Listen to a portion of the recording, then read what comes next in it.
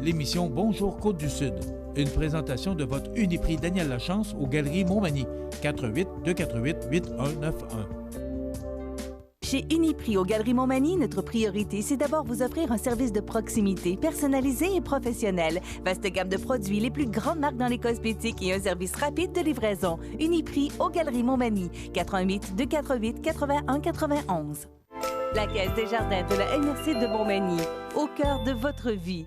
La Caisse des Jardins de la MRC de Montmagny vous offre de participer aux multiples implications à la vie communautaire qu'elle supporte dans la région. La Caisse des Jardins de la MRC de Montmagny, au cœur de votre vie. Suivez-nous sur notre page Facebook. Une bonne journée à vous. Mardi 17 décembre 2019, le maire Langevin remporte son pari concernant le projet du pavillon multifonctionnel de Place des Migrations. Marie-Ève Proulx annonce plus de 3 200 000 $ pour l'aide au fonctionnement de 6 institutions muséales de la région. La CSN dénonce l'abus dans les demandes d'expertise médicale pour les dossiers de la CNESST. Une guignolée record de plus de 10 500 $. Budget 2020 à Lévis, hausse du compte de taxes de 2,1 %. Guy Cormier demeurera à la tête de Desjardins pour un autre mandat. Et au sport, 36 médailles remportées à Donnacona par des gymnastes de Magny Gym. Tous les détails de ces nouvelles dans un instant.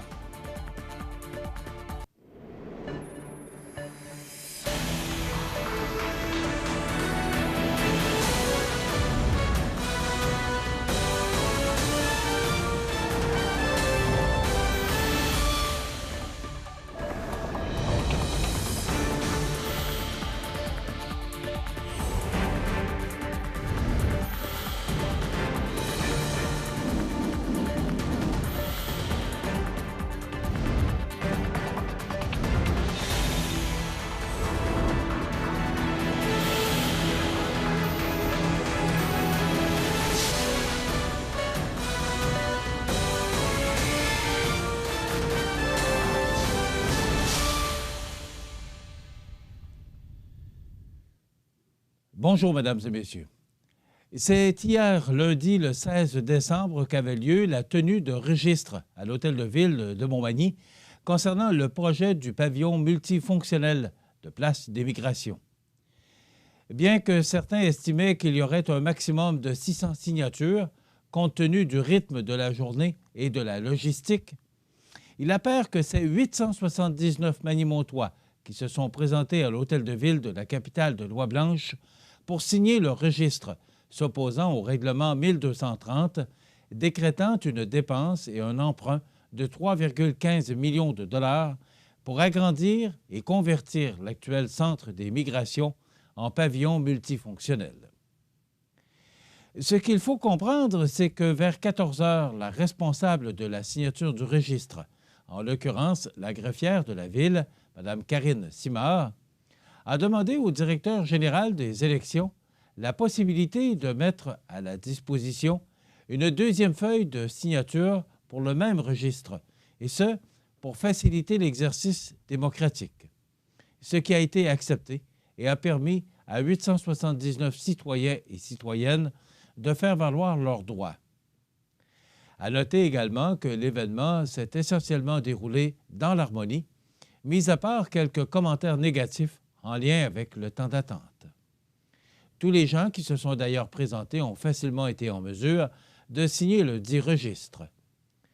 Puisque le seuil des 947 signatures requises pour que le règlement fasse l'objet d'un référendum n'a pas été atteint, les membres du conseil municipal se donnent quelques semaines pour laisser retomber la poussière, mais tout indique que ce dernier ira de l'avant avec le projet.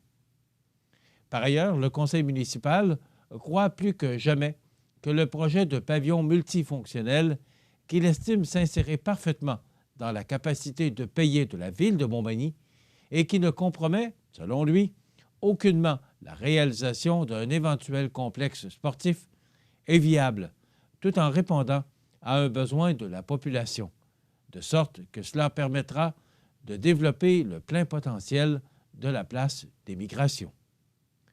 Toutefois, malgré l'issue positive de cet exercice démocratique qui s'est déroulé conformément à la loi sur les élections et les référendums dans les municipalités, les élus manimontois vont se donner un peu de temps avant de se réunir pour convenir des prochaines étapes. Bien entendu, puisque la période des fêtes s'amorce bientôt, cette rencontre aura lieu seulement le lundi 20 janvier prochain. D'ici là, aucun commentaire ne sera fait sur le sujet. La ministre déléguée au développement économique régional, ministre responsable des régions de la Chaudière-Appalaches, du Bas-Saint-Laurent et de la Gaspésie-Île-de-la-Madeleine, Marie-Ève Proulx, a annoncé hier lundi au Musée maritime du Québec à Lillet une aide financière de 3 262 002 $ à 6 institutions muséales agréées situées en Chaudière-Appalaches, et ce pour la période allant de 2019 à 2022. Ce montant est octroyé à ces institutions dans le cadre du programme Aide au fonctionnement pour les institutions muséales, le PAFIM, permettant ainsi d'appuyer les organismes dans l'accomplissement de leur mission et la réalisation de leur plan d'action, notamment la mise en valeur de leurs collections et thématiques, la diversification de leurs programmes d'activités éducatives et culturelles et le développement de leur offre aux visiteurs. Voici la liste des musées ayant reçu une subvention. Musée de la mémoire vivante, 245 067 $. Musée Marius Barbeau, 585 741 $. Musée minéralogique et minier de Thetford Mines, 722 034 $. Fondation du domaine Gély de Lotbinière, 541 224 $. Corporation de la Seigneurie des Aunais, 397 959 $. Musée maritime du Québec, 769 977 $.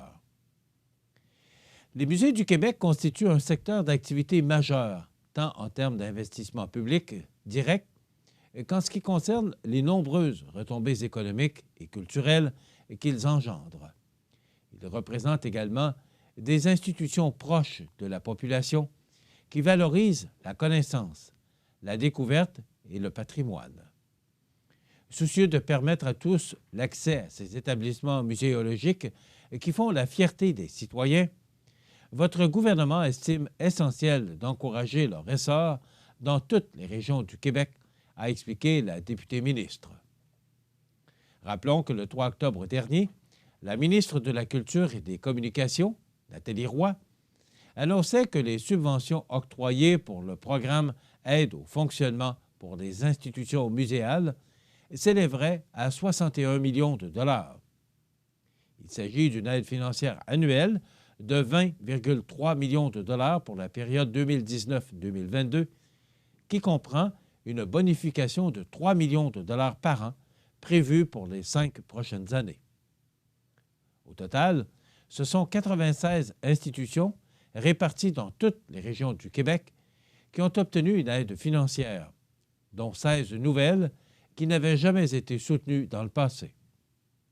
Un contexte très positif pour le réseau muséal, puisque les sommes accordées à la majorité des organismes, soit près de 88 % d'entre eux, ont augmenté. Dans un communiqué envoyé aux médias, le Conseil central de Québec-Chaudière-Appalaches, CSN, dénonce l'abus dans les demandes d'expertise médicale au niveau des dossiers de la Commission des normes, de l'équité, de la santé et de la sécurité du travail. Nous avons remarqué que de plus en plus de nos membres étaient convoqués pour une expertise médicale dans une clinique en dehors de la région, dénonce Anne Gingras, présidente du Conseil central, avant d'ajouter que si on voulait écœurer le monde, on ne s'y prendrait pas autrement. La goutte qui a fait déborder le vase, selon la CSN, est le cas d'un travailleur domicilié à Québec qui vient d'être convoqué à une expertise médicale en Outaouais par la CNESST. Ce travailleur est malade et doit se déplacer jusqu'à 5 heures de chez lui. Pourtant, ce ne sont pas les spécialistes qui manquent à Québec, s'est exclamé Anne Gingras. Toujours selon la CSN, un employeur de Saint-Georges-de-Beauce a dernièrement trouvé plaisir à envoyer ses travailleurs accidentés au centre-ville de Montréal. 4 ont dû ainsi se déplacer au cours des derniers mois. Par ailleurs, un des travailleurs, dont le rendez-vous avait été fixé à 9 heures le matin, est parti de chez lui à 4 heures du matin pour y arriver. Il est arrivé à 9h15 et le médecin a refusé de le rencontrer. L'employeur a par la suite demandé à la CNESST de cesser ses indemnités à la suite de son retard. Québec n'est quand même pas une petite région dépourvue de médecins. On joue à quoi? On cherche quoi comme objectif? A rappelé la présidente du Conseil central. L'organisation syndicale soupçonne tant les employeurs que la CNESST de vouloir décourager davantage les travailleuses et les travailleurs de poursuivre à vouloir défendre leurs droits. En plus de causer du stress et des désagréments aux personnes, cette pratique engendre des frais importants pour les employeurs, dénonce Anne Gingras, avant d'ajouter qu'en plus de l'expertise en tant que telle, il faut rembourser les frais de déplacement, l'hébergement, le salaire des accompagnateurs, etc. Et tout cela alors même qu'un professionnel de la santé, le médecin traitant, s'est déjà prononcé. Pour la présidente du Conseil central, cette pratique illustre les dérives de la CNESST. La gestion de la CNESST est maintenant calquée sur les pratiques du secteur de l'assurance privée et s'est placée manifestement à la solde des employeurs. Elle ne vise que la réduction des coûts liés à la réparation au lieu de se préoccuper de la personne vulnérable. Il y a une judiciarisation excessive et une surmédicalisation des dossiers de la CNESST et qui occasionne des conséquences néfastes pour les travailleuses et les travailleurs du Québec. Le ministre responsable doit impérativement ordonner un rappel à l'ordre, a dénoncé Anne Gingras. Cette dernière croit qu'on devrait revenir aux premiers principes de la loi. Il est plus que temps de revenir au principe de base qui a présidé la rédaction de la loi sur la santé et la sécurité au travail. Dans les cas d'accidents de travail et de maladies professionnelles, la réparation est un droit inaliénable des travailleuses et des travailleurs, a conclu Anne Gingras. C'est le dimanche 8 décembre dernier qu'avait lieu à Saint-Jean-Port-Joli, Saint-Damas et Saint-Aubert la guignolée organisée par l'organisme en sécurité alimentaire Soupe aux boutons en collaboration avec les Chevaliers de Colomb et le club hockey le 95 Pavage Jéricho. On en parle dans un instant. Votre magasin Coop de Montmagny vous offre un immense choix de fruits et légumes, des mets cuisinés sur place, une poissonnerie et des bouchers à votre service, un étal de charcuterie et de fromage. C'est aussi des produits régionaux. Venez et vous verrez, votre IGA Extra, c'est plus qu'une simple épicerie. La baleine noire de l'Atlantique Nord se trouve dans les eaux peu profondes au large de la côte est du Canada. Tel un énorme filtre, ce gros cétacé utilise ses fanons pour capturer et manger de minuscules créatures marines. Durant les 500 dernières années, la chasse excessive de cette baleine l'a amenée aux portes de l'extinction. Aujourd'hui, elle fait encore face à des menaces, dont les collisions avec des navires et l'empêtrement dans des filets de pêche. C'est l'une des baleines les plus rares au Canada. Pour en savoir plus, ffdp.ca. C'est le dimanche 8 décembre dernier qu'avait lieu à Saint-Jean-Port-Joli, Saint-Damas et Saint-Aubert la guignolée organisée par l'organisme en sécurité alimentaire Soupe aux boutons en collaboration avec les Chevaliers de Colomb et le club de hockey le 95 Pavage Jéricho. Bonne nouvelle cette année, puisqu'une somme record de plus de 10 500 $ a été amassée durant cette journée. Cette guignolée 2019 n'aurait d'ailleurs pas été possible sans l'implication de plus d'une centaine de bénévoles qui ont bravé le froid et sillonné les rues des municipalités dans une ambiance festive, en fredonnant le traditionnel chant de la guignolée. Il est à noter que les montants amassés à Saint-Jean-Port-Joli, Saint-Aubert et Saint-Damas seront redistribués aux familles de ces municipalités sous forme d'aliments dans les paniers de Noël. Les bénévoles ont pu se revigorer autour d'une tablée garnie de généreuses gâteries préparées par la gang d'impliqués ou bien offertes par les commerçants suivants: Porto Bellissimo, la boulangerie Cibuet et Tim Hortons. La réalisation et la réussite de ce projet n'auraient pas été possibles sans la précieuse contribution des bénévoles, tant par leur dévouement que par leur bonne humeur. La population des 3 municipalités, qui a encore été très généreuse cette année, permettra à de nombreux ménages de passer un temps des fêtes savoureux. La Ville de Lévis a choisi de se coller à l'inflation projetée en annonçant une hausse moyenne de taxes de 2,1 % en 2020 dans les secteurs résidentiels et commerciaux. C'est ce qu'on peut lire dans le budget 2020 de la municipalité, rendu public lundi en début de soirée. Cette hausse contraste avec les augmentations moyennes records de 3,5 % enregistrées en 2019. Nous commençons progressivement à récolter le fruit de la croissance, s'est félicité le maire Gilles Lehouillier. Le budget présenté aujourd'hui est responsable. Il est axé sur l'amélioration des services à la population et sur nos défis de croissance.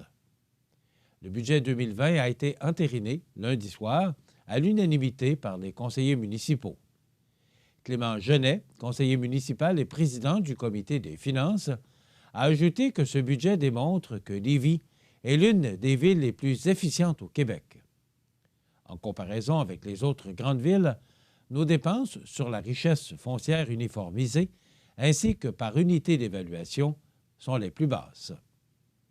La hausse moyenne des taxes inclut l'ensemble des taux fonciers, taxes foncières générales, dettes des anciennes villes, ainsi que tarifs liés à l'eau, à la gestion des déchets et à l'assainissement. Même si Lévis assure qu'elle fait des efforts significatifs en paiement comptant, grâce surtout au pacte fiscal signé entre le gouvernement du Québec et les municipalités, le service de la dette s'élèvera à 60,9 millions de dollars en 2020, soit une hausse de 4,8 millions de dollars. Cette variation est composée de l'augmentation de 3,4 millions de dollars en remboursement de capital et de 1,4 million de dollars en intérêts, explique-t-on. Au 31 décembre 2018, la dette totale consolidée de la Ville de Lévis se chiffrait à 459 millions de dollars sur un actif de 1,1 milliard de dollars. L'endettement à long terme sur la richesse foncière uniformisée demeure le plus faible parmi les 5 villes comparables du Québec, relativise-t-on. Lévis prévoit que sa dette commencera à baisser à partir de 2027. Le programme triennal d'immobilisation, le PTI 2020, 2021, 2022 de la municipalité, a été déposé le mois dernier. À partir du 6 janvier 2020, les heures d'ouverture du centre de service à la clientèle de la Ville et des services reliés à la taxation, à l'évaluation, au permis et à l'utilisation de l'écocentre seront étendues. Pour nous, c'est un élément très important, s'est réjoui le maire Lehouillier, en insistant sur l'accessibilité des services municipaux. Par ailleurs, et comme c'est le cas depuis longtemps, les Lévisiens pourront continuer à payer leurs taxes en 12 versements sans frais ni intérêts. Il s'agit là d'une mesure unique au Québec, a réitéré M. Lehouillier. Hausse moyenne à la Ville de Lévis, 2,1 %, soit 60 $ pour une résidence unifamiliale évaluée à 290 000 $.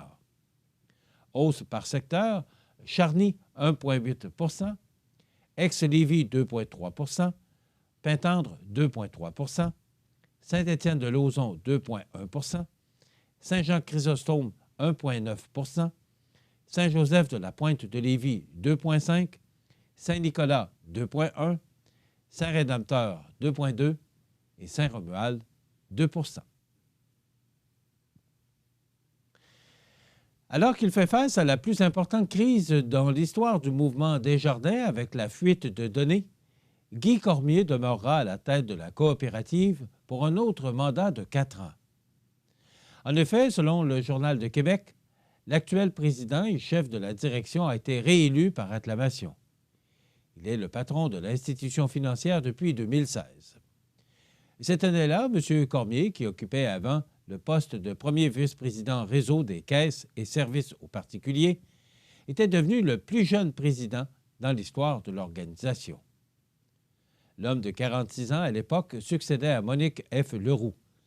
Ses rivaux dans la course étaient l'ex-politicien Daniel Payet et Robert Ouellette, qui occupait le poste de premier vice-président technologie et services partagés avant de remettre sa démission. Pour cette nouvelle élection, la période d'inscription pour les candidatures s'est terminée vendredi dernier. S'il y avait eu un autre candidat, la campagne électorale se serait échelonnée du 27 janvier au 13 mars. Au cours des derniers mois, M. Cormier a fait plusieurs apparitions publiques dans le cadre de la fuite de données causée par un employé malveillant. Excusez-moi. Cet incident a touché 4,4 millions de membres et d'entreprises. La semaine dernière, la coopérative a révélé que son ex-employé avait également eu accès, dans le cadre de ses fonctions, aux données additionnelles de 1,8 million de détenteurs de cartes de crédit et de produits de financement qui n'étaient pas membres chez Desjardins. Au début du mois de décembre, Guy Cormier avait aussi annoncé le départ de 2 vice-présidents en lien avec la fuite de données, soit le premier vice-président exécutif et chef de l'exploitation, Denis Berthiaume, et le premier vice-président technologie de l'information, Chadi Habib. Et voici les 5 derniers présidents du mouvement Desjardins. Raymond Blais, de 1981 à 1986, Claude Belland, de 1987 à 2000, Alban Damour, de 2000 à 2008, Monique F. Leroux, de 2008 à 2016, et Guy Cormier, de 2016 à aujourd'hui. Dans quelques instants, les sports. Des vies comme celle de Simon, Nawel et Julie, il y en a des milliers d'autres que nous réussissons ensemble à transformer. C'est parce qu'il y a des gens comme vous qui choisissent de donner à Centraide, mais surtout d'aider et de croire en notre communauté. Unis, nous pouvons faire une différence pour celles et ceux qui en ont le plus besoin chez nous. Nous tous, ici, changeons des vies pour la vie. Donnons.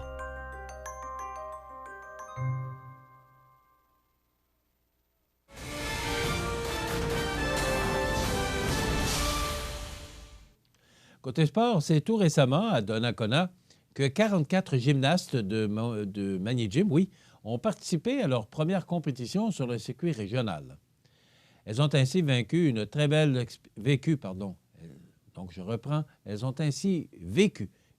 expérience en présentant leur performance lors de cet événement. Voici les médailles remportées par nos athlètes. Et chez les régionales 4, 9 et 10 ans, Anna Kim Pigeon, une médaille d'or et une médaille d'argent. Lauriève Pinault, une médaille de bronze. Chez les régionales 4, 11, 12 ans, Blanche Laliberté, 2 fois l'or et 2 fois l'argent. Florence Dufour, une médaille d'or. Clara Bernier, une médaille d'argent. Rosa Marie Lavoie, une médaille d'argent. Léa Couture, une médaille de bronze. Chez les régionales 5, 9, 10 ans, Coralie Canuel, une médaille d'or et une de bronze. Florence Gendron, 1 fois l'argent et 1 fois le bronze. Chez les régionales 5, 11, 12 ans, Anna-Ève Gaudreau, en plus d'être couronnée championne de sa catégorie, elle cumule 2 médailles d'argent.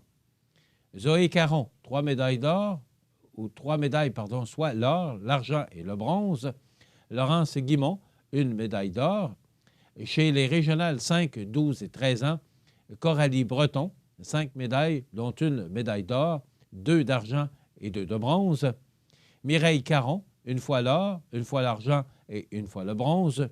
Juliette Martineau, 1 médaille d'argent et 1 de bronze. Marguerite Gendron, 1 fois l'or. Caliane Gagnon, 1 médaille d'argent. Justine Lausier, 1 fois le bronze. Ariane Cazot, 1 fois le bronze. Chez les régionales 5, 15 ans et plus, Claudie Morin, 3 médailles, dont 1 médaille d'or, 1 d'argent et 1 de bronze. Ça complète. Donc, félicitations à toutes les participantes et particulièrement à celles dont il s'agissait d'une première expérience de compétition. Bravo à toutes ces gymnastes. Bravo, on est vraiment fiers. Voilà ce qui complète notre bulletin d'actualité pour aujourd'hui. Si vous avez des nouvelles à nous transmettre, vous pouvez le faire en communiquant avec notre salle des nouvelles au 418-241-1313, poste 226. Ou encore, vous pouvez nous écrire à nouvelles@cmtv.ca. Vous pouvez également nous suivre comme plus de 12 420 personnes le font maintenant sur la page Facebook de cmtv.ca. Vous êtes à l'antenne du réseau de télévision CMTV, le média le plus regardé et le plus suivi, ce qui le confirme numéro 1 de l'information sur la Côte-du-Sud. Voilà, c'est tout pour l'instant. Dans quelques minutes, des prévisions de la météo et l'état des routes.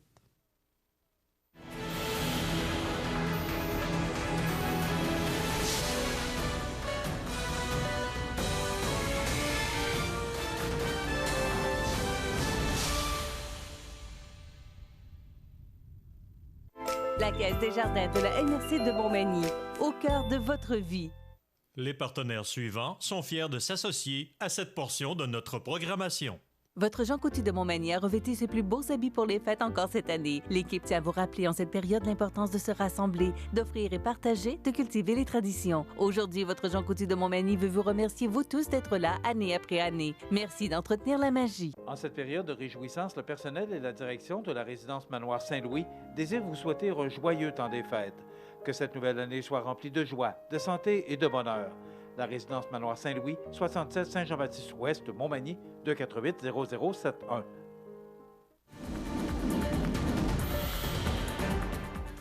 Alors, pour cette première journée de la semaine, c'était froid hier. Surtout, c'est le vent. Vous savez, quand on parle de refroidissement éolien, bien, hier, c'en était la preuve, là, parce que les températures n'étaient pas si élevées que ça. Mais le vent, qui soufflait quand même passablement fort, causait un refroidissement très important. Donc, c'était froid hier.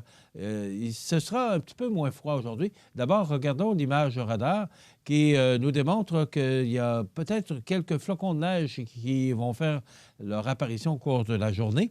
Donc, aujourd'hui, on nous prévoit une alternance de soleil et de nuages, 30 de probabilité d'averse de neige au cours de l'avant-midi.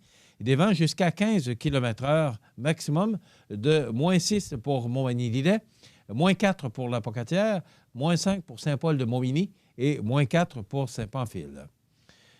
Pour ce soir et cette nuit, généralement nuageux, faible neige intermittente et débutant au cours de la nuit, avec des vents jusqu'à 15 km/h, minimum de -10 degrés pour Montmagny, -11 pour Lillet et la Pocatière et Saint-Paul-de-Montmagny et également pour Saint-Pamphile.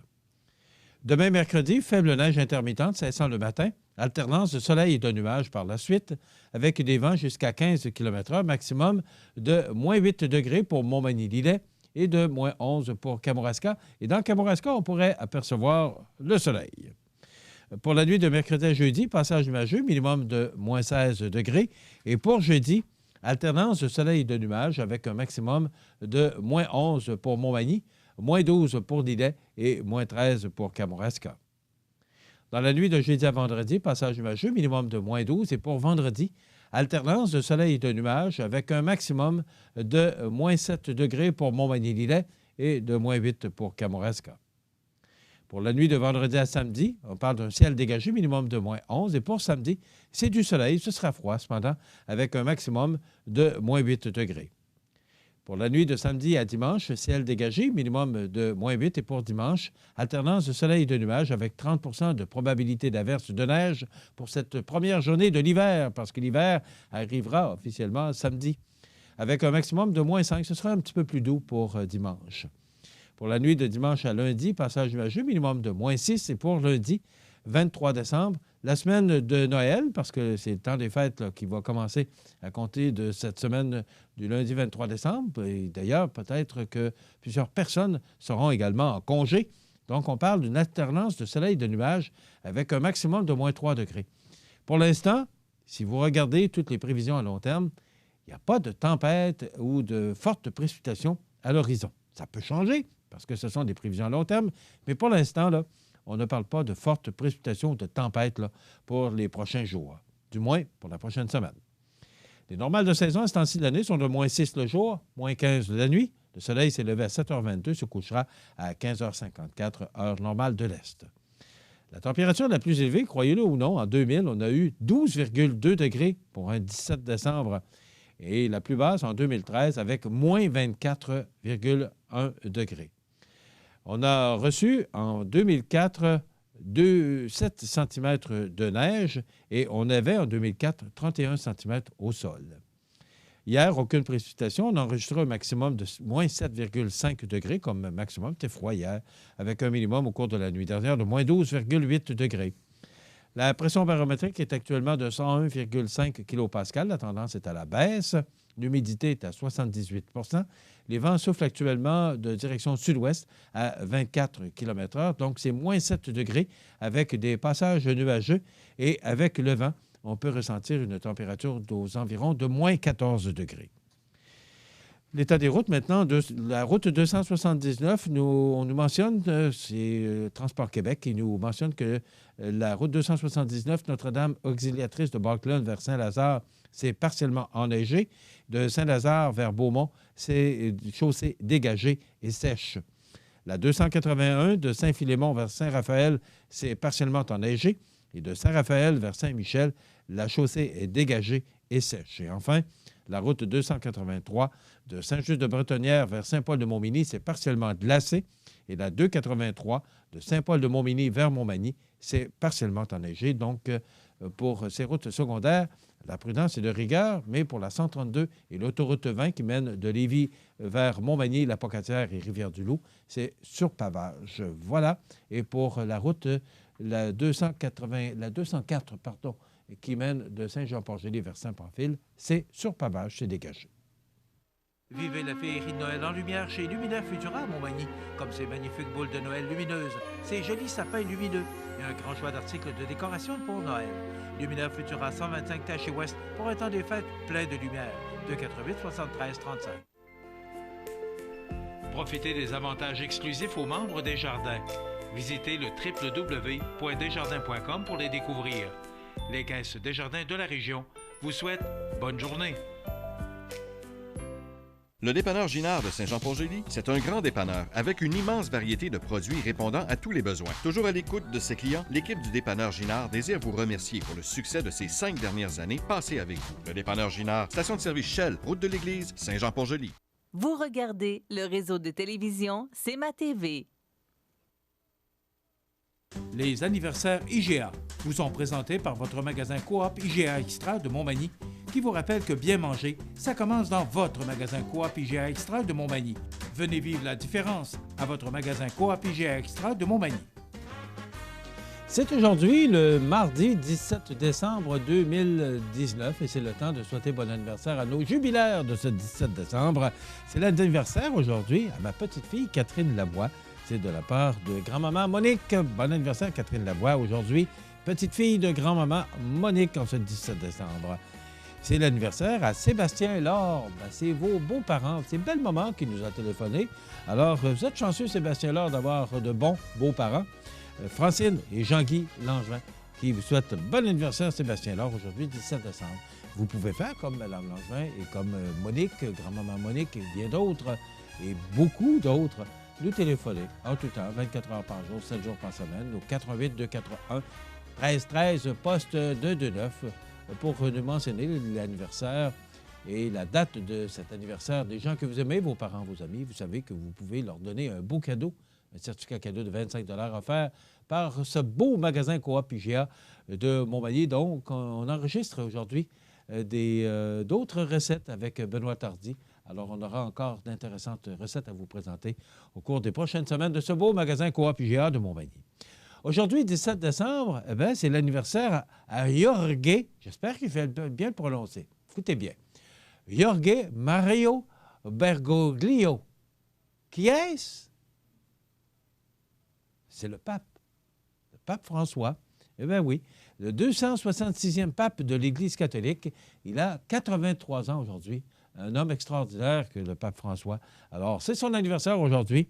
C'est l'anniversaire également d'Éric Bernard, patineur de vitesse, médaillé aux Jeux olympiques de Nagano, Salt Lake City et Turin. Il a 43 ans. Vincent D'Anfos, joueur du Canadien, également commentateur à RDS maintenant. Il a 52 ans. Il a joué de 92 à 99. André-Philippe Gagnon, fantaisiste et imitateur. Il a 57 ans. D'ailleurs, il reprendra les planches bientôt. Chantal Paris, qui a été une chanteuse, qui est encore chanteuse québécoise, mais on ne la voit presque plus. Elle a 69 ans, Chantal Paris. aujourd'hui. Et on se souvient des disparus un 17 décembre, entre autres en 2018, de Penny Marshall, 75 ans, actrice et réalisatrice américaine, de Walter Ogborn, 95 ans, cofondateur et président des quincailleries et centres de rénovation Home Hardware. Il est décédé en 2016. Et moi, ça me rappelle des souvenirs de mon enfance, de ma jeunesse. En 2005 est décédé Marc Favreau. Ça fait déjà 14 ans qu'il est décédé, à l'âge de 76 ans. Ce Marc Favreau qui a incarné le rôle de Sol pendant des années. Comédien et humoriste, il avait commencé dans la boîte à surprise à Radio-Canada. Et après quoi, il a fait carrière en solo. Et on se souvient tous de ce personnage de Sol. Marc Favreau, décédé en 2005 à l'âge de 76 ans. Dans quelques instants, on vous présente une chronique ornithologique avec Jocelyn Landry. On parlera de mangeoires d'oiseaux et aussi Bernard Généreux qui sera avec nous pour nous parler de différents sujets qu'on va aborder avec notre député fédéral. Et après quoi, José Soucy, qui était présent hier à l'Hôtel de Ville pour voir et connaître les résultats du vote pour la signature du registre. Donc, il viendra nous en parler en fin d'émission. Bonne émission. Votre Jean Coutu de Montmagny a revêtu ses plus beaux habits pour les fêtes encore cette année. L'équipe tient à vous rappeler en cette période l'importance de se rassembler, d'offrir et partager, de cultiver les traditions. Aujourd'hui, votre Jean Coutu de Montmagny veut vous remercier, vous tous, d'être là année après année. Merci d'entretenir la magie. Depuis plus de 60 ans, GRM a à cœur la satisfaction de ses clients dans la réalisation de travaux d'excavation, de pavage, de déneigement et bien d'autres. Toute l'équipe de GRM, 236e Avenue Montmagny, vous souhaite de joyeuses fêtes et une bonne et heureuse année 2020. Vous regardez le réseau de télévision C'est ma TV.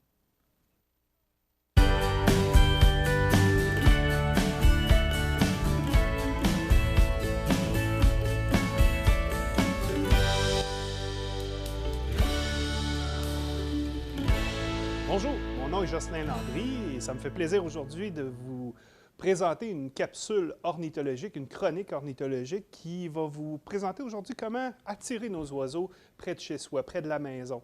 Souvent, les gens voient arriver l'hiver comme un mauvais présage, donc on pense que l'hiver c'est long et finalement, lorsqu'on se réveille l'hiver et qu'on a chez soi des mangeoires d'oiseaux, c'est toute une belle journée qu'on a devant nous à voir évoluer autour de la maison une multitude de couleurs et d'oiseaux parce qu'en hiver, contrairement à ce qu'on pourrait penser, il y a quand même présence de l'avifaune autour de nos maisons. Il y a 250 espèces d'oiseaux ici dans notre région. Puis, il y en a à peu près une trentaine qui vont demeurer avec nous l'hiver, dont certaines espèces qui arrivent du Grand Nord et qui vont profiter de votre poste d'alimentation, c'est-à-dire de votre mangeoire pour s'alimenter, pour passer l'hiver. Donc, vous vous levez le matin, vous observez au premier moment de la journée par la fenêtre et vous voyez parfois des oiseaux de couleur rouge parce qu'il y a les roselins, les ciserins. On peut voir le cardinal rouge depuis quelques années dans la région. Et quoi d'autre? On peut voir du bleu aussi. Le magnifique jet bleu est présent dans nos mangeoires. Et donc, pour avoir de la variété, il faut différents types de graines. Moi, ce que je vous explique aujourd'hui, c'est la base de tout. Donc, si vous voulez vous intéresser à l'ornithologie, une belle façon de le faire, c'est d'installer dès l'automne, quand la terre n'est pas trop gelée, de planter dans la terre un piquet qui va vous servir de base pour votre mangeoire. Sinon, un autre support, mais ne jamais utiliser les arbres qui sont de véritables autoroutes pour les prédateurs. C'est peut-être pas une bonne idée d'installer votre mangeoire sur un arbre. Donc, vous installez votre mangeoire qui sera souvent de type libre-service, c'est-à-dire une mangeoire dans laquelle l'oiseau va venir s'alimenter et il va être en mesure de voir qu'il y a encore de la nourriture pour le lendemain. Il ne faut pas oublier que nos oiseaux, l'hiver, sont véritablement en mode survie. Pensons à la petite mésange à tête noire qui mange 7 fois son poids en une journée pour être capable de passer au travers de la nuit, donc être capable de passer au travers des grands froids. Elle a besoin de toute cette énergie. Alors, on va installer une mangeoire libre-service qui va être aussi moins d'entretien pour vous, c'est-à-dire que les graines, au fur et à mesure, vont baisser dans la mangeoire et vous n'aurez pas à tous les matins à aller déneiger. Là, les oiseaux vont le faire eux-mêmes. Vous pourriez avoir d'autres types de mangeoires, et c'est ce que je conseille, pour attirer différentes espèces d'oiseaux. un type de mangeoire assez simple, c'est pas compliqué, c'est de déneiger au sol et d'utiliser littéralement le sol comme lieu d'alimentation pour certaines espèces qui ne mangent pas en hauteur. Je pense aux tourterelles, je pense aux différentes espèces de bruants aussi qui vont se limiter au sol pour l'alimentation. Donc l'hiver, avec l'épaisse bordée de neige, si vous facilitez l'espace autour de chez vous pour les oiseaux, autour de votre mangeoire, bien, les graines qui tomberont des autres mangeoires seront mangées par les différentes espèces de bruants. Je pense aux bruants à gorge blanche, parfois qu'on voit tardivement l'automne, ou d'autres espèces qu'on peut voir. Même les bruants des neiges viendront peut-être à votre mangeoire lors des grosses journées de tempête.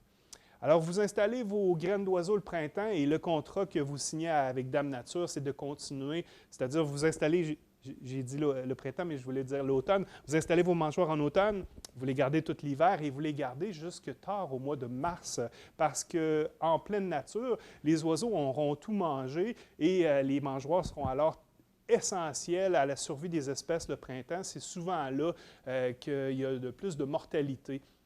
Vos mangeoires ne seront pas une épicerie pour les oiseaux, ce sera plutôt un dépanneur. Les oiseaux vont aller s'alimenter pour compléter leur régime alimentaire. Ils viendront entre autres chercher la matière grasse qui va être très utile, je pense, aux bûches de bois dans lesquelles on fait des petits trous où on peut mettre du beurre d'arachide ou du suif de bœuf, de la graisse de bacon, des matières grasses qui vont attirer nos oiseaux, mais qu'on ne va pas badigeonner en grande quantité, juste un petit peu. On ne veut pas salir les plumes de l'oiseau, donc on fait à peu près la grosseur d'un 2 $. Là. Vous en mettez un petit peu dans les trous sur la bûche et les pics-bois vont apprécier, les mésanges vont beaucoup aimer et ça va attirer les citelles, soit la citelle à poitrine blanche ou la citelle à poitrine rousse, donc deux oiseaux qui descendent le long des arbres pour trouver leur nourriture. Citelle à poitrine rousse sera en secteur de conifères, citelle à poitrine blanche peut-être dans un secteur un peu plus de feuillus. Ce sont des petites choses que vous allez réaliser en installant vos mangeoires. Quel type d'oiseau peut bien passer par chez vous? Et à la fin du printemps, vous pourriez avoir coché jusqu'à une vingtaine d'espèces différentes d'oiseaux, passant des geais bleus aux mésanges et à peut-être quelques raretés aussi qu'on peut observer dans notre région. Donc, dans la région de Montmagny, au sud du fleuve, on installe nos cabanes fin octobre. Vous allez voir tout de suite une bonne réponse de nos oiseaux qui ont besoin, comme je le disais tantôt, la mésange qui doit passer au travers de la nuit, c'est pareil pour tous nos oiseaux. Elles vont manger le tournesol à votre mangeoire, qui est une graine qui est riche en énergie. L'effort dépensé par l'oiseau pour casser la graine est hautement récompensé par l'énergie qu'il y a dans la graine. Donc, lorsqu'on nourrit les oiseaux, on y va avec du tournesol noir parce que tous les oiseaux ont le bec assez fort pour casser la graine puis être capable de l'ouvrir.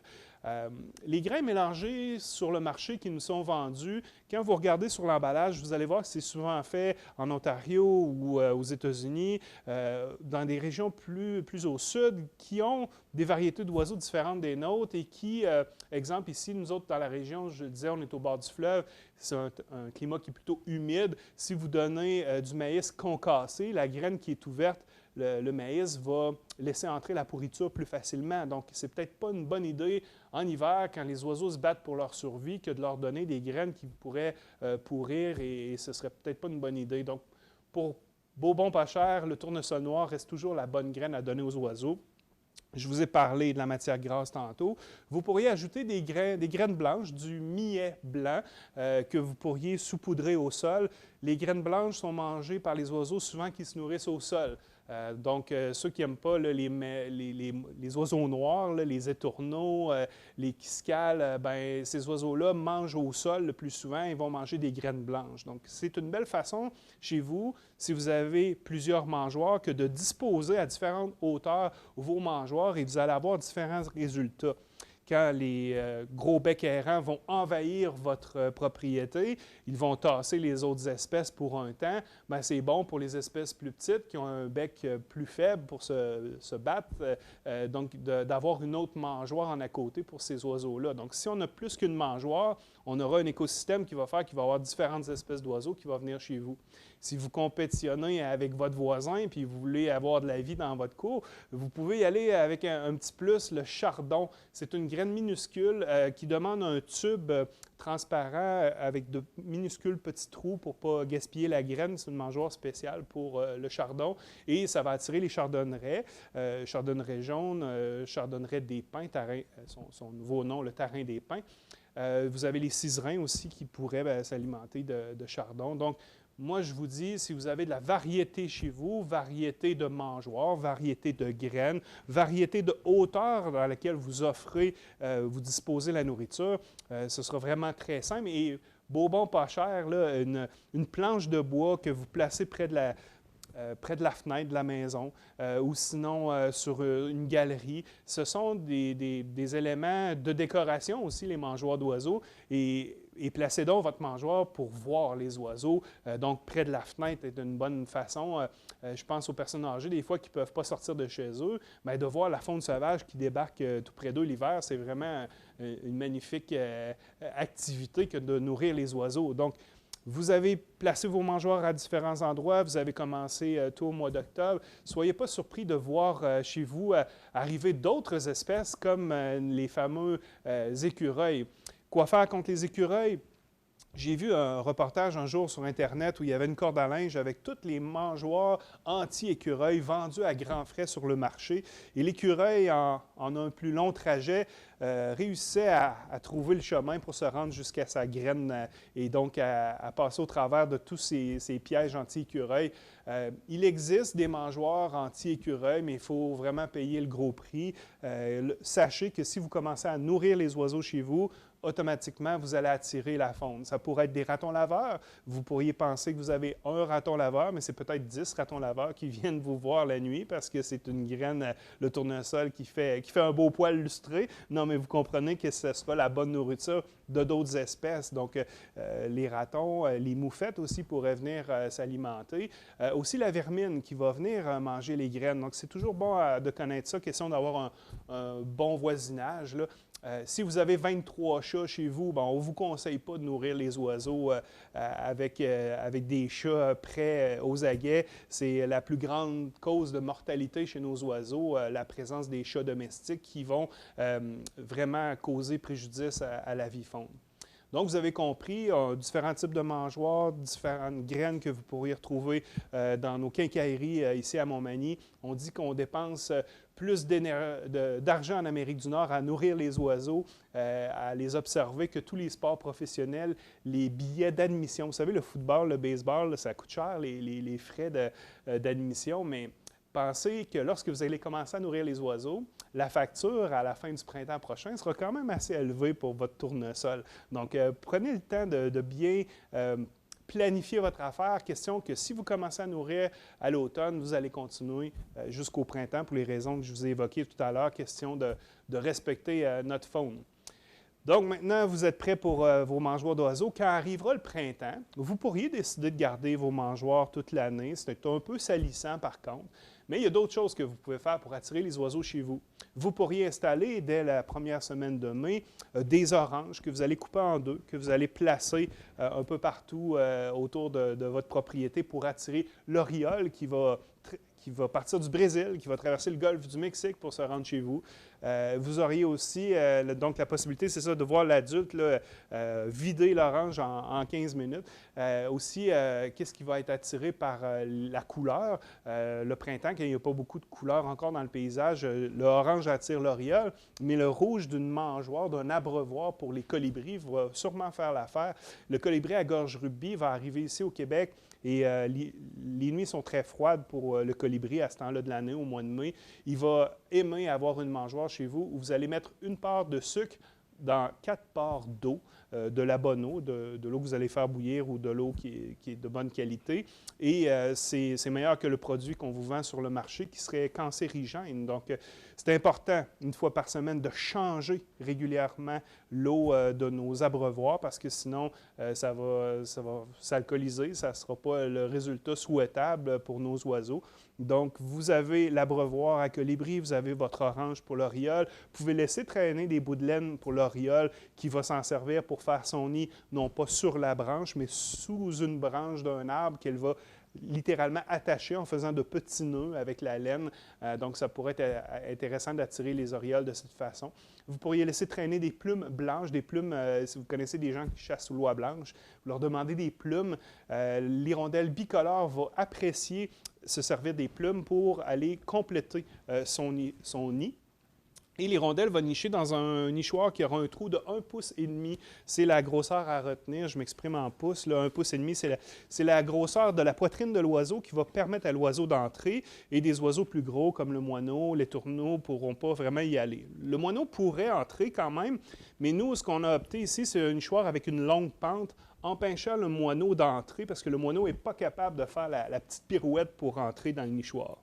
Je privilégie les nichoirs avec des vis pour s'assurer que le nichoir soit bien fermé. Vous ne pouvez pas le voir à la caméra, mais il y a des traces ici là, de ratons laveurs qui ont tenté d'ouvrir le nichoir. Si c'est un crochet, ils sont capables d'ouvrir le crochet. Donc, c'est important de mettre des vis pour pas qu'ils soient capables d'ouvrir. Et un nichoir qu'on ouvre pour nettoyer à l'automne et de cette façon-là, avoir la possibilité pour l'oiseau qui a l'instinct d'aller nicher à chaque année, de refaire un nid, bien, il faut enlever le nid chaque automne. Puis on fait ça quand il fait froid, là, question de ne pas avoir des petites bestioles, des insectes là, qui vont se retrouver dans votre maison, dans votre garage. Donc, vous nettoyez à l'extérieur. Et puis ça, c'est la bonne façon, les nichoirs d'oiseaux, d'attirer entre autres le merle bleu. La municipalité de Cap-Saint-Ignace a un oiseau emblème, le merle bleu, un oiseau qui était très abondant autrefois et qui est disparu avec l'arrivée des moineaux. Donc, on doit laisser les arbres morts, chose qu'on n'a pas dans notre culture. On coupe les arbres morts, mais ce sont des cavités naturelles qui permettent aux pics-bois de faire des trous et aux autres oiseaux de nicher dans ces trous-là. Même les canards branchus peuvent nicher dans les trous, dans les arbres. Donc, si on fait des cabanes d'oiseaux, c'est pour remplacer les arbres morts. Donc, si vous installez chez vous des mangeoires l'automne, si vous installez des nichoirs l'automne, bien, ça va être parfait. Vous allez avoir une abondance d'oiseaux chez vous. Je vous le souhaite et je vous dis à la prochaine fois.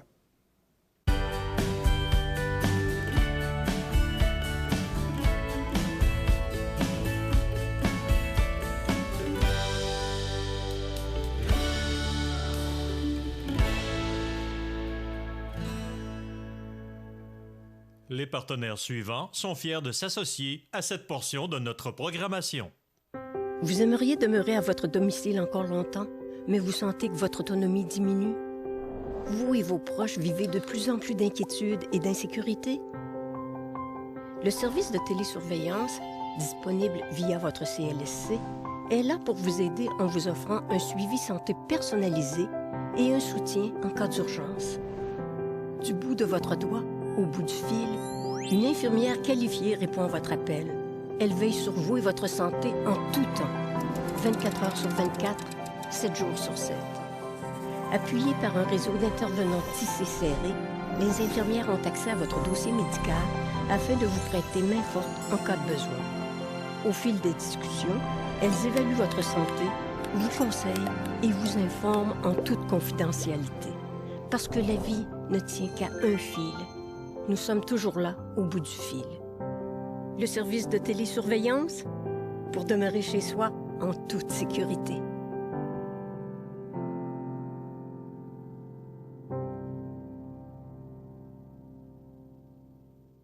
Vivez la féerie de Noël en lumière chez Lumina Futura à Montmagny, comme ces magnifiques boules de Noël lumineuses, ces jolis sapins lumineux et un grand choix d'articles de décoration pour Noël. Lumina Futura 125 Taché Ouest pour un temps des fêtes plein de lumière. 248 73 35. La chronique des offres d'emploi présentée par le Centre d'aide et de recherche d'emploi Montmagny-Lillet, le CAR, organisme à but non lucratif, à Montmagny, Saint-Fabien-de-Panay, Saint-Pamphile et Saint-Jean-Port-Joli. 418 248 9559 ou lecar.ca.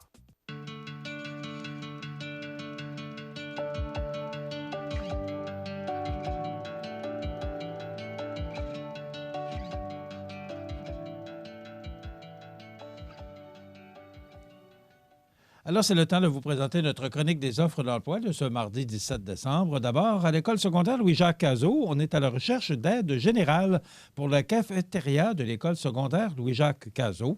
Alors, le salaire, excusez-moi, le salaire est de 12,50 l'heure pour 20 à 25 heures par semaine.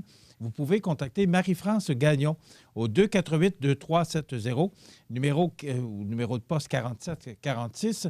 Donc, téléphonez le 248-2370 et on va vous diriger vers la cafétéria de l'école secondaire Louis-Jacques Cazot, où on est à la recherche d'aide générale actuellement. Et pour Humano Médical, cette belle entreprise de Lillet, ce beau fleuron, on est à la recherche actuellement d'opérateurs, opératrices d'usine, quart de jour ou de soir. Également, opérateurs, opératrices spécialisés, robots soudeurs pour le quart de soir. On a de très bonnes conditions salariales, donc vous pouvez vous joindre à une équipe grandissante, Humano Médical à Lillet. Une autre belle entreprise, celle-là à Cap-Saint-Ignace, ProLam, qui se trouve parmi les joueurs de haut niveau sur le marché nord-américain de plancher de remorque, qui est actuellement à la recherche d'électromécaniciens, électromécaniciennes, journaliers et journalières. Donc, ces postes à combler sont à temps plein, permanent. La formation au poste de travail est donnée sur place par du personnel qualifié. Alors, ça vous intéresse, vous faites parvenir votre courriel ou votre CV par courriel à rh@prolamflore.com. Encore, vous pouvez même aller le porter directement chez ProLam à Cap-Saint-Ignace. Le restaurant McDonald's de Montmagny, qui est à la recherche d'employés à temps plein et temps partiel, service aux caisses et cuisine, avantages sociaux, assurance collective, horaires flexibles et plus encore, salaire selon l'expérience, et boni de 2 $ l'heure pour les quarts de travail et de soir. Alors, si ça vous intéresse pour une entrevue, vous pouvez communiquer avec Julie ou Geneviève au 248-5911. Et cette semaine, on vous présentera un public reportage qu'on a effectué au restaurant McDonald's de Montmagny pour vous présenter ce magnifique restaurant de chez nous. Un bon employeur également et très dynamique. Les offres d'emploi présentées par votre...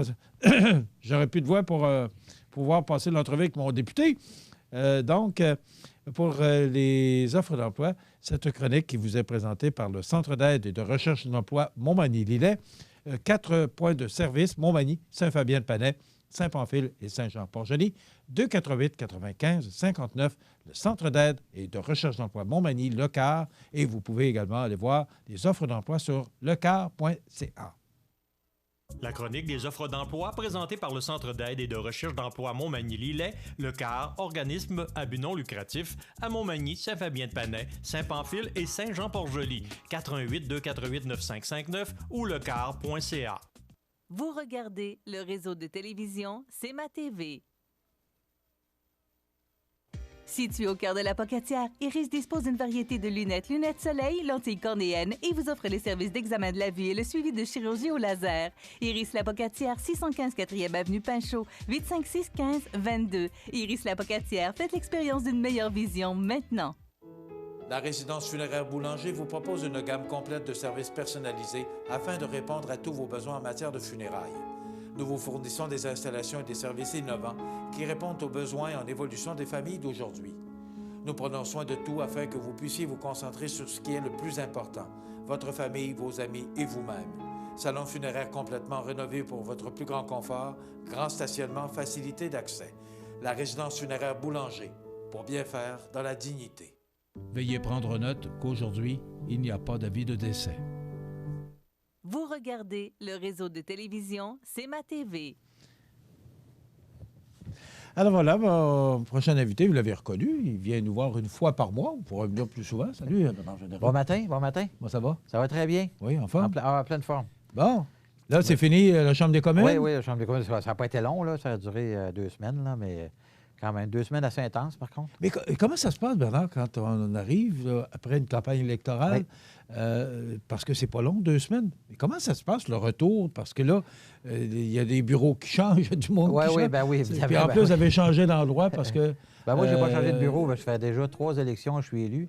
Donc, ça va un peu par ordre d'ancienneté. Donc, moi, j'ai mon bureau sur la rue Wellington. J'ai un très beau bureau, d'ailleurs. Et, vos bureaux sont restés au même endroit? Oui, absolument, oui. Il y en a quelques-uns qui ont déménagé, bien sûr, mais de façon générale, les gens qui étaient déjà là ont assez gardé leur bureau. Mais la reprise à la Chambre des communes, c'est le discours du trône, évidemment. Et discours du trône qui maintenant s'est passé sur 2 édifices parce qu'on est dans l'édifice de l'Ouest et le Sénat est dans un autre édifice. Donc, c'est un peu... ça, c'est vraiment nouveau parce que, habituellement, il y a la masse qu'on appelle, ce qui est l'objet, qui est l'objet par excellence, là, si on veut, de la représentativité de la Chambre des communes. Il faut qu'elle ait, cette masse doit être transportée au Sénat et revient pour dire que la reine est d'accord, la gouverneure générale donne le signal qu'on peut recommencer les travaux de la Chambre. Donc, tout ça, c'est comme une grande procession, si on veut, là, mais c'est quand même quelque chose de nécessaire. Ça fait partie de l'histoire canadienne, ça fait partie de nos façons de faire. Et donc, tout ça, ça s'est produit. Donc, il y a aussi la nomination du cabinet fantôme, dans lequel j'ai été nommé, avec beaucoup de fierté d'ailleurs. Et bon, il y a toutes sortes de réunions. Puis là, bien, est arrivée aussi, en plus, la démission de notre chef. Donc, ça a été 2 semaines très intenses. Les parties de Noël à travers de ça. Donc, beaucoup d'activités dans très peu de temps, là. Vous parlez du cabinet fantôme, parlons-en. Oui. Ça va être quoi exactement vos nouvelles responsabilités? En fait, il faut comprendre qu'il y a 36... D'abord, Bernard, j'aimerais ça qu'on explique c'est quoi le cabinet fantôme. Oui, c'est ça. Pour les gens qui sont moins familiers avec... Bien, il y a 36 ministères. Il y a 36 ministres dans le cabinet de M. Trudeau. Donc, à chaque ministre, il doit y avoir un critique. Ce qu'on appelle, dans le communiquant, un jargon, dans le jargon politique, c'est un critique qui va venir examiner ce que les ministres vont mettre de l'avant, que ce soit aux finances, que ce soit au développement économique, comme mon dossier à moi. Donc, puis c'est Mélanie Joly qui a été nommée au niveau du développement économique pour le Canada. Donc, vous aurez à critiquer Mélanie Joly. Ben oui, puis bon, il y a pire que ça. Et la jolie Mélanie. Et la jolie Mélanie, il y a pire que ça dans la vie, mais de toute façon, je la connais depuis longtemps, là. Mais puis il y a Myriam Monsef qui est au développement rural, donc c'est les 2 éléments. Mais je vais être critique. Mais quand on dit un cabinet fantôme, le cabinet fantôme, essentiellement, c'est les 32 personnes qui se retrouvent à critiquer les gens qui sont en avant d'eux. Parce qu'on est 338 dans la Chambre des communes. C'est pas tout le monde qui a des ministères, c'est pas tout le monde qui a un portefeuille. Quand on dit d'avoir un portefeuille, c'est que Mme Joly, à Développement économique Canada, pour le Québec, elle a probablement 350 millions à dépenser par année. Donc, moi, mon objectif, ça va être de voir à quelle fin elle dépense ces sommes-là. Puis ensuite, qu'est-ce qu'il y a à critiquer ou qu'est-ce qu'on pourrait faire de mieux ou qu'est-ce qu'on pourrait proposer. D'ailleurs, on est dans un gouvernement minoritaire, donc ça nous amène à collaborer, je dirais, de façon beaucoup plus près, en tout cas les uns avec les autres. Et moi, j'ai des demandes très spécifiques pour le comté ici, avec lesquelles je veux partager avec Mme Joly, qui touche à la fois le développement économique et le développement touristique. Je parle, entre autres, des marinas. Donc ça, c'est quelque chose avec lequel je veux absolument avoir une conversation avec elle. C'est prévu, d'ailleurs, au tout début janvier. Mais est-ce que ça nous avantage que vous ayez ce rôle-là à jouer? Bien, en fait, je pense que moi, je parle toujours de mon comté, Bernard. Personnellement, pour moi, en tant qu'individu, c'est un... Comment je pourrais dire? C'est un gain d'expérience très important que je vais faire parce que autour de la table du cabinet fantôme, c'est là que ça aussi se prennent les décisions de nos futurs politiques qui vont alimenter notre prochaine campagne électorale. Donc, ça veut dire que moi, j'aurai mon mot à dire, ce qui n'était pas le cas avant. En tout cas, je pouvais le faire de façon indirecte. Là, je vais pouvoir le faire de façon directe. Donc, c'est un avantage, oui, pour la région, parce qu'il y a des éléments que moi, qui ressortent particulièrement dans le milieu rural dans lequel nous vivons. Bon, il y a des mini éléments urbains, comme Rivière-du-Loup, Montmagny, là, mais j'appelle ça mini parce que si on passe à Montréal, Toronto, bien sûr, on n'a pas les mêmes populations. Donc, on demeure quand même dans un milieu très rural. Et je pense que cette notion de la ruralité se doit d'être prise en compte dans les décisions, particulièrement au niveau des infrastructures. On dit souvent que le monde, actuellement, particulièrement du côté de M. Trudeau et des libéraux, l'argent va beaucoup dans les grandes villes, elle va très peu dans les régions. Alors, c'est un fait, c'est prouvé, on est capable de le prouver avec des chiffres. Donc, puis là, il y en a des projets, c'est pas ça qui manque, là, il y en a des projets dans les régions. Ça fait qu'on devrait être là pour les soutenir dans ces projets-là. OK. Est-ce que ça va vous amener à intervenir plus souvent en Chambre des communes? Oui, sûrement. Ou plus des points de presse? Oui, absolument. Oui, absolument. Oui, absolument. Donc, c'est plus d'ouvrage un peu? Bien, en fait, plus d'ouvrage. C'est une occasion pour moi de démontrer mes capacités en termes justement de prendre ma place à l'intérieur de notre parti et de faire la démonstration que je suis capable de faire le travail aussi. Donc, si éventuellement on reprenait le pouvoir, ayant cette expérience acquise-là, ça me permettrait potentiellement, ou en fait, d'avoir une chance de devenir un ministre un jour. Puis d'avoir un ministère. Bien, c'est des processus qui sont très longs. C'est pas tous les jours qu'on est élu puis qu'on voit, c'est arrivé à Marie-Ève, puis je suis tellement heureux pour elle, mais c'est pas comme ça que ça arrive tout le temps. D'ailleurs, la dernière élection, Stephen Guilbeault vient d'être élu puis il est nommé ministre. Mais il y en avait qui avaient été élus bien avant lui, là, mais c'est toute une question de circonstances là-dedans aussi, bien évidemment, là. Donc, puis Stephen Guilbeault, bien, je suis en contact avec lui justement il est le ministre du Patrimoine et je juste la roue à Godet à Saint-Roch-des-Aunais où j'interviens. J'ai eu l'occasion de discuter avec lui de ce projet-là. Tu sais, j'étais pas, comment je pourrais dire, j'avais pas le...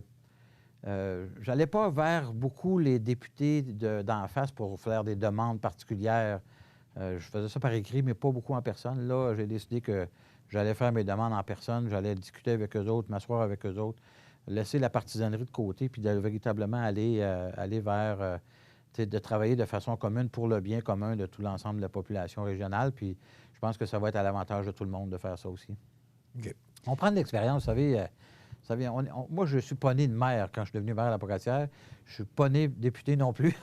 On apprend ça sur le tas un peu, c'est un peu l'expression consacrée, mais ça reste que, avec l'expérience que j'ai acquise avec les années, puis là, je ne suis pas un gars gêné dans la vie, voilà, là, ça fait que je suis capable de brosser. Vous êtes un homme d'affaires aussi de base, c'est ça qu'il faut mentionner. Alors, le fait d'être à l'économie, ça vous rejoint quand absolument, même. Totalement. Ça rejoint vos compétences. Ça rentre carrément dans mes cordes. Puis tout le monde municipal, là, j'ai mon nouveau collègue, Richard Lehoux de la Beauce, qui était président de la Fédération québécoise des municipalités. Donc, avec lui, je vais partager beaucoup de choses parce que, écoute, il y a des rapports qui ont été écrits là-dessus, il y a toutes sortes de choses.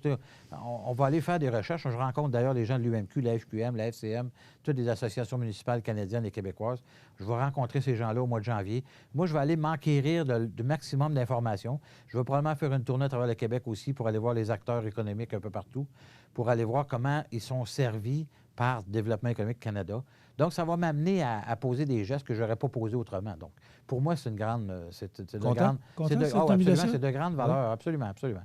Donc, je remercie Andrew de m'avoir donné ce mandat-là, puis que je puisse prendre cette expérience-là aussi. C'est quelque chose qui me rend très heureux, absolument. Parlant d'Andrew. Oui.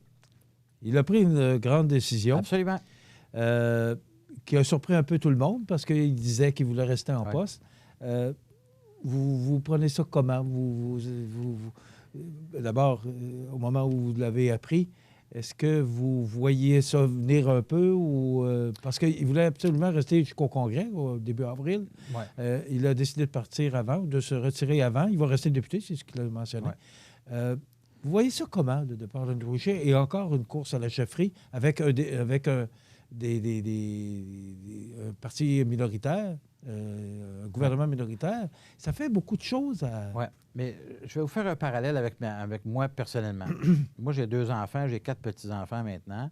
Et mon épouse là, va bientôt arrêter de travailler, mais elle travaillait depuis 28 ans au même endroit. On a vécu des hauts et des bas, nous, dans toute la période politique que j'ai vécue depuis 10 ans au fédéral et même quand j'étais maire, là.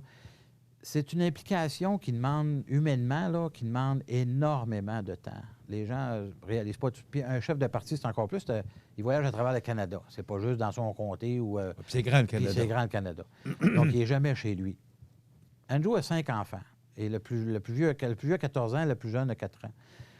Et quand il nous a appris la nouvelle, il nous a dit, écoutez, pour que je puisse continuer à donner 100 % de mon temps et 100 % de mon énergie, il faudrait que je mette une partie de moi-même de côté, puis ma famille, qui est ma famille. Et quand il nous a dit ça, on a compris, parce qu'il nous a expliqué que, puis là, je vous dis ça là, en toute liberté, là, je prends la liberté de vous le dire, c'est-à-dire, il nous a dit ça lorsqu'il a donné sa démission.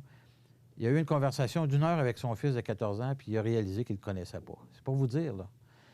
Et c'est dur, c'est exigeant, la vie politique. C'est extrêmement exigeant. Quand son fils est né, il a été élu l'année où son fils est né. 14 ans plus tard, il est chef d'un parti, puis il connaît pas son propre fils. C'est quand même incroyable quand on y pense. Donc, c'est devenu, avec les critiques, évidemment, qui s'accumulaient, c'est devenu pour lui un choix qu'il devait absolument faire, c'est-à-dire de retourner auprès des siens, d'avoir une vie un peu plus calme, puis de vraiment s'occuper de sa famille, parce que d'avoir des enfants puis de ne pas s'en occuper, c'est mieux de ne pas en avoir. Je veux dire, je pense que c'est important. La famille, c'est un élément fondamental. Et pour lui particulièrement, en plus, là, je veux dire, il y a 5 enfants, donc c'est comme le noyau familial est très important. Et Mais il y avait une pression forte, Bernard, aussi. Il y a eu évidemment bon. qu'il y a eu la pression. La réalité, c'est qu'il a fait des gains. On a fait des gains. Là. On a gagné 1 million de votes de plus. Oui, c'est ça que je comprends pas. Tous ces éléments-là, c'est parce que pourquoi qu'on met en question? La politique, c'est comme ça, Michel. Tu gagnes, tu es parfait, tu perds. En fait, ce qu'on voulait, nous, c'était minimalement d'avoir un gouvernement minoritaire. Malheureusement, il n'a pas été capable d'achever ce but-là. Et c'était le but de l'ensemble des conservateurs à travers le Canada. Il n'a pas été capable de livrer cette marchandise-là. Il y a 22 nouveaux députés. Là n'est pas le problème. Il y a 1 million de plus de votes de la part de la population. On connaît les chiffres. Absolument. Mais le but ultime, son but ultime et le nôtre était qu'il aille chercher le pouvoir. Les gens ont beaucoup accroché sur les 20 premières minutes du premier débat où on a parlé des raisons sociales d'Andrew, c'est-à-dire ses éléments, sa personnalité au niveau des éléments sociaux, des enjeux sociaux. Et c'est là que les gens, il n'a pas réussi, lui, à vendre le reste de son discours après ces 20 minutes-là, durant le reste de la campagne électorale. Parce que tout le monde, les journalistes, tout le monde se sont arrêtés à ces propos-là et n'écoutaient plus le reste. Ils n'étaient pas capables de vendre le reste, tu comprends? Donc, c'est un peu ce qui est arrivé. L'idée était déjà faite. Et soyons clairs, là, au Québec, on a perdu au net un député. En Ontario, on a fait 3 gains. Et l'Ontario, on pensait faire au moins 25 gains. Alors, c'est littéralement en Ontario qu'on a perdu les élections, pas au Québec. Donc, c'est ça la réalité. Il est allé chercher plus de votes que le Parti libéral. C'est quand Absolument. même digne de mention. Absolument, absolument. Il a fait avancer le parti. Là. Il n'a pas fait reculer le parti, soyons très clairs. Mais il a fait avancer le parti. C'est sévère, je trouve, qu'on juge sévèrement. Mais la politique, c'est comme ça, que voulez-vous? Mais souvenez-vous que M. Landry avait démissionné avec 70 de votes de confiance, imaginez-vous. Ça mettait une barre aussi là, très, très haute pour Andrew, pour le mois d'avril. Il voyait cette barre-là diminuer à chaque jour parce que, écoute, les critiques commençaient à fuser de toutes parts. On avait eu un très bon débat, qui a duré 7 heures d'ailleurs à Ottawa, là, quand on est revenu, le caucus. Et les gens ont pu s'exprimer. Il est allé, très courageusement, il est allé recevoir des claques à la gueule, là, on va dire ça de même comme ici. Il aurait pu envoyer quelqu'un d'autre à sa place. D'ailleurs, ça lui avait été soumis d'envoyer quelqu'un d'autre à sa place pour entendre ce que les gens, les candidats, les organisateurs, les membres du parti avaient à dire. Il est allé lui-même. Moi, je considère que c'était un geste très courageux, peut-être un peu naïf aussi, mais très courageux de sa part. Puis il l'a fait, mais il a réalisé aussi que la grogne n'était pas seulement au Québec, là, elle était partout à travers le Canada. Mais on est dans un gouvernement minoritaire. Absolument. On sait qu'un gouvernement minoritaire, souvent, ça 18 mois, 24 mois au maximum. La moyenne est 18, je pense. Bon. Là, 19. On est dans une course à la chefferie au Parti conservateur. Il faut que ça se fasse c'est vite. Tout un... Il faut que ça se fasse vite. Vous voyez ça comment? D'abord, qui vous voyez? Parce que Bernard Laure a annoncé qu'il ne serait pas là. Ouais. Mme Mulroney a annoncé qu'elle ne serait pas là. Vous voyez qui pour Écoutez, succéder? Il y a différents candidats qui s'annoncent, qui s'avancent un petit peu le nez. Là, en fait, plusieurs, on commence déjà à recevoir des téléphones, nous, évidemment, les députés. Les gens vont un peu à la pêche pour savoir s'ils pensent que c'est une bonne idée qu'ils se présentent, etc. Moi, tout ce que je souhaite, c'est que il y a minimalement un Québécois qui va être sur les rangs, là, puis qui, évidemment, qui soit bilingue, de façon à ce qu'il puisse avoir une communication avec l'ensemble du pays, et vice-versa. C'est pas Maxime Bernier qui va revenir, là? Et vice-versa. Non, oublie ça, là. Et vice-versa, d'ailleurs, on ne le veut pas. Non, mais la question se pose quand même. Ben oui, absolument, mais regarde, on oublie ça, là. Mais et vice-versa, c'est-à-dire que les candidats anglophones qu'il pourrait y avoir ailleurs au Canada, en espérant que ceux-ci seront bilingues pour être capables d'avoir la représentativité de l'ensemble absolument du Canada. Ça, pour nous, c'est fondamental. Donc, avez-vous des noms en tête, Bernard? Non, non. Parce qu'il y a deux noms qui étaient pressentis, Bernard Laure. Bernard Laure aurait été Mme Mulroney, j'ai oublié son prénom. Absolument. Là. Caroline Mulroney, elle a encore de l'expérience à prendre, si tu veux mon avis. Là. Je veux dire, elle a fait un très bon travail en Ontario actuellement. Elle prend une bonne expérience. Mais c'est pas parce que on porte le nom. D'ailleurs, M. Trudeau a souvent été comparé à son père, mais beaucoup le comparent de façon en bas de son père. J'imaginais que vous alliez faire le parallèle. Donc, puis là, je ne suis pas en train de dire que Caroline est en bas de son père, mais je veux dire, c'est une question d'expérience aussi, là. Donc, mais écoute, il va y avoir des noms qui vont sortir, peut-être qu'on n'a même pas vu venir, là, qui vont sortir. J'ai vu un nom passer hier, Brian, je ne sais pas trop quoi, là. Je ne sais pas. M. McKay? Non, ben, Peter McKay est un candidat. Mais Peter, vous en pensez quoi, M. McKay? Ben, c'est un excellent ministre. Il ferait probablement un très bon premier ministre. J'ai été surpris de le revoir. Mais il ne parle pas français. Ouais. Il parle peu français. Il s'exprime là, de façon, je dirais, aléatoire en français. Est-ce que ça a été une faiblesse de M. Scheer? Ben, en fait, tu sais, quand on dit quelqu'un est bilingue, moi, je suis marié avec une anglophone, OK? Ben, je ne me considère pas bilingue, là, malgré que j'ai une très grande connaissance de l'anglais et vice-versa pour mon épouse maintenant, qui a une très grande connaissance de français. Mais malgré que ça fait 30 ans qu'on est ensemble, moi, je ne me considère pas comme bilingue. Quelqu'un qui est véritablement bilingue, c'est qu'il est aussi capable de penser en français et penser en anglais. Et ça, c'est pas donné à tout le monde d'être capable de faire ce switch-là dans la tête quand on... Moi, j'écoute toujours les débats en anglais à Ottawa. Je parle toujours en anglais avec mes collègues anglophones. Je fais tout le maximum pour améliorer mon vocabulaire.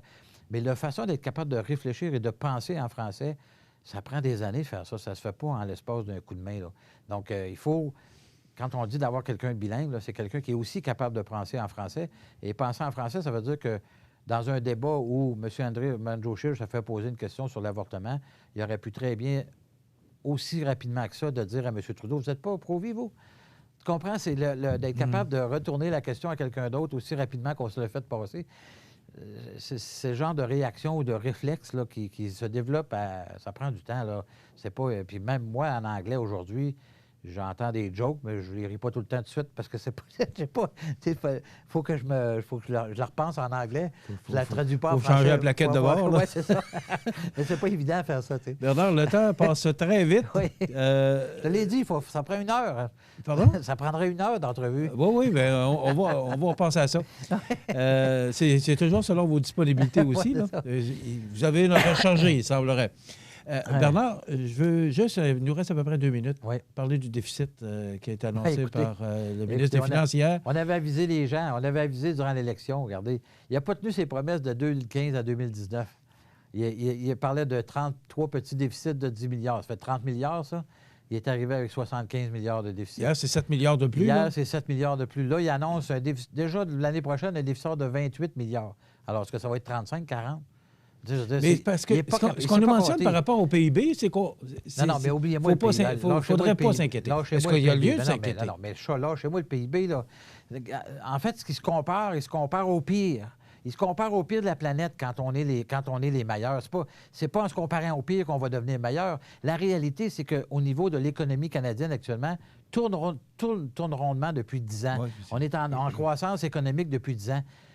L'histoire nous a appris, puis je le répète à tous vos auditeurs, l'histoire nous a appris que ça finit par monter, puis à un moment donné, se flag. Puis la dernière fois où c'est arrivé, dans l'espace de 6 mois, on est tombé en récession. Alors, si on est pour tomber en récession, imaginez-vous le déficit qu'il va falloir qu'on accumule pour être capable de se ressortir de là. Écoutez, on devrait engranger de l'argent. Connaissez la fable de La Fontaine, là, la cigale et la fourmi? Bien, m'a dire une affaire, là. Fourmi, M. Trudeau, c'est pas une fourmi. Ça, c'est clair et net. Là. Il n'est pas en train d'engranger pour les mauvais jours. Ce qu'il est en train de faire, c'est de dépenser parce que l'argent coule à flot. Il dépense encore plus que ce qui rentre.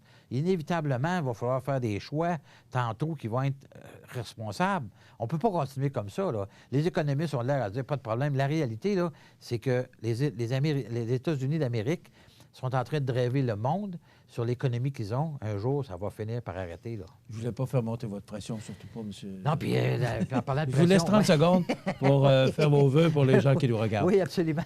Alors, chers auditeurs, je remercie Michel et CMA TV, bien sûr, de donner l'occasion de vous souhaiter de joyeuses fêtes à tous.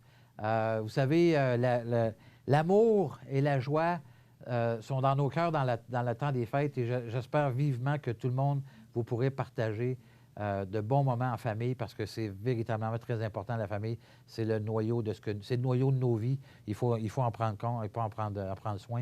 Alors, joyeuses fêtes à tous et merci beaucoup de votre appui encore cette année. Ça a été très, très apprécié. Michel, merci Bernard. Joyeuses fêtes à toi. Joyeuses fêtes à toute ta famille. Merci beaucoup. Et on se retrouve en janvier pour poursuivre et débattre de ces sujets tellement fascinants. Mais 40 minutes, 45. On va regarder ça. Merci Bernard Généreux. Dans quelques instants, José Soucy est avec nous. Il était à l'Hôtel de Ville de Montmagny hier soir. Il vient nous raconter ce qu'il a vu par rapport à la signature du registre. À tout de suite. Profitez des avantages exclusifs aux membres des Jardins. Visitez le www.desjardins.com pour les découvrir. Les caisses Desjardins de la région vous souhaitent bonne journée. Votre marché Montmorency à Montmagny innove toujours, même après 70 ans. Découvrez nos mets préparés en collaboration avec la Maison Rousseau, nos produits bio sans agents de conservation de la ferme de la Durantais, nos fromages de l'île et du terroir de Bellechasse. Le marché Montmorency à Montmagny, boulevard Taché-Est. Depuis plus de 60 ans, GRM a à cœur la satisfaction de ses clients dans la réalisation de travaux d'excavation, de pavage, de déneigement et bien d'autres. Toute l'équipe de GRM, 236e avenue Montmagny, vous souhaite de joyeuses fêtes et une bonne et heureuse année 2020. Vous regardez le réseau de télévision C'est ma TV. Le réseau de télévision C'est ma TV est fier de vous présenter La Pouponnière, en collaboration avec votre Jean Coutu de Montmagny, où l'on trouve de tout, même un ami. Santé, beauté, photo. Votre Jean Coutu de Montmagny, c'est tout ça et encore bien plus. Jean Thibault et toute son équipe du Jean Coutu de Montmagny sont fiers de s'associer à C'est ma TV dans la présentation de La Pouponnière et profitent de l'occasion pour féliciter les heureux parents. Alors, il n'y a pas de bébé, c'est rare, hein? Parce que à chaque fois, chaque chronique, on a toujours des petits bébés à vous présenter, mais là, on n'en a pas. Mais les gagnants de la semaine dernière, parce que vous savez qu'à chaque mardi, nous procédons au tirage d'un certificat cadeau de 25 $ offert par votre Jean Coutu de Montmagny, parmi tous les parents de la semaine précédente. Donc, c'est Nelson Martineau, bébé Nelson Martineau qui gagne ça, donc les parents. Amélie Coulombe-Gauthier et Éric Martineau, ils sont de Montmagny. Ce sont eux qui méritent le certificat cadeau de 25 $ offert par votre Jean Coutu. Donc, cette chronique qui vous revient tous les mardis et jeudis, présentée par votre Jean Coutu de Montmagny. Mais je profite toujours de l'occasion pour remercier tous les employés et le personnel de la pouponnière de l'hôpital de Montmagny qui nous permettent de vous présenter cette chronique à tous les mardis et jeudis à la même heure. Vous aimeriez demeurer à votre domicile encore longtemps, mais vous sentez que votre autonomie diminue? Vous et vos proches vivez de plus en plus d'inquiétude et d'insécurité? Le service de télésurveillance, disponible via votre CLSC, est là pour vous aider en vous offrant un suivi santé personnalisé et un soutien en cas d'urgence. Du bout de votre doigt au bout du fil, une infirmière qualifiée répond à votre appel. Elle veille sur vous et votre santé en tout temps, 24 heures sur 24, 7 jours sur 7. Appuyées par un réseau d'intervenants tissé serré, les infirmières ont accès à votre dossier médical afin de vous prêter main forte en cas de besoin. Au fil des discussions, elles évaluent votre santé, vous conseillent et vous informent en toute confidentialité. Parce que la vie ne tient qu'à un fil. Nous sommes toujours là, au bout du fil. Le service de télésurveillance, pour demeurer chez soi en toute sécurité.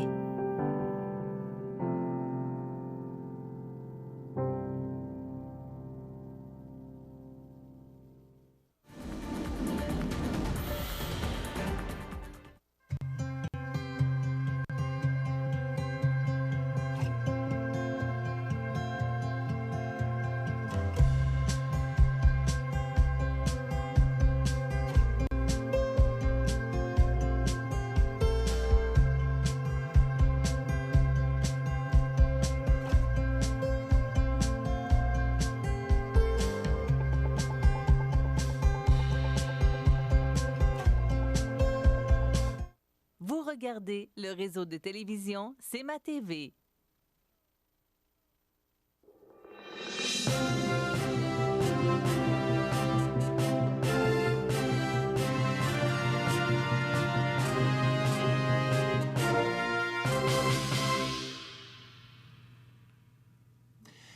Alors, depuis quelques semaines, je pense que c'est juste de dire depuis quelques semaines, on vit une situation très émotive dans notre région. Très émotive, tout à fait. Et tu l'as vécu, et de très près. Oui, oui, en couvrant l'actualité, bien entendu. Oui. Hier, j'étais au vote. Bon, alors hier, c'était la signature du registre, lundi 16 décembre.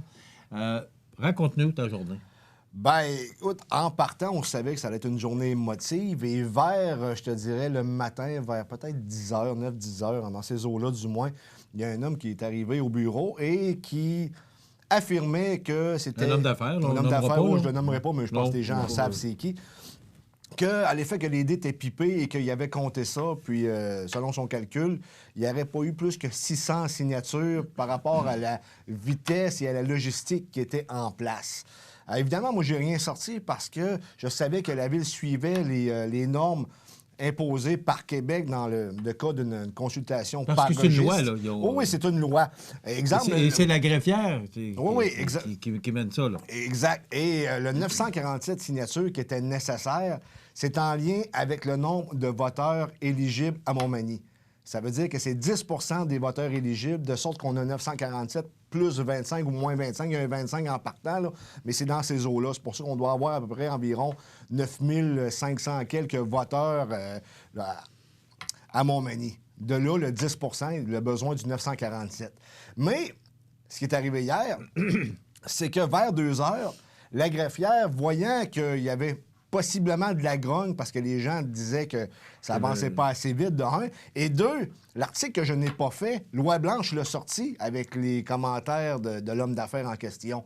Et M. Gendreau, qui est le conseiller du numéro 3, je crois, district numéro 3, lui, il avait dit, je vais vous donner la réponse tout de suite, ça ne sera pas plus que 600 pour les mêmes raisons que l'homme d'affaires avait évoquées.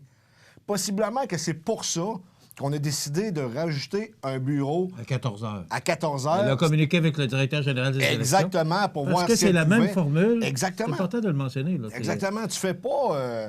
tu gères pas ça comme si tu gérais n'importe quelle affaire courante de la Ville.